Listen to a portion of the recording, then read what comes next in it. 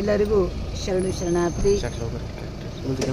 ಇದು CM ಆಗಿರುವಂತಹ ಶರಣರಾದಂತಹ ಮಾನ್ಯ ಸಿದ್ದರಾಮಯ್ಯನವರು ದೇವರಾದ ಅರಸು ಕಾಲದಲ್ಲಿ ಅವರು ಏನು ಕಾರ್ಯ ಮಾಡಿದ್ರು ಅದೇ ಥರ ಇವರು ಕಾರ್ಯವನ್ನು ಮಾಡ್ತಾ ಇದ್ದಾರೆ. ಅಷ್ಟೇ ಅಲ್ಲ, ಬಸವಣ್ಣನವ್ರ ಬಗ್ಗೆ ಅಪಾರವಾದಂಥ ಭಕ್ತಿ, ನಿಷ್ಠೆ, ಶ್ರದ್ಧೆಯನ್ನಿಟ್ಟುಕೊಂಡು ತಮ್ಮ ಪ್ರತಿಯೊಂದು ಭಾಷಣದಲ್ಲೂ ಕೂಡ ನಾನು ಬಸವ ತತ್ವದ ಅನುಯಾಯಿ, ಬಸವಣ್ಣರ ಅಭಿಮಾನಿ ಅನ್ನುವ ಮಾತನ್ನು ಅವರು ವಿಚಾರವನ್ನು ಪ್ರಸ್ತಾಪ ಮಾಡ್ತಾ ಇದ್ದಾರೆ. ಇದಕ್ಕೂ ಸಂಬಂಧ ಇಲ್ಲದೇ ಇದ್ದರೂ ಕೂಡ ನಾನು ಈ ವಿಚಾರವನ್ನು ಪ್ರಸ್ತಾಪ ಮಾಡ್ತಾ ಇದ್ದೀನಿ.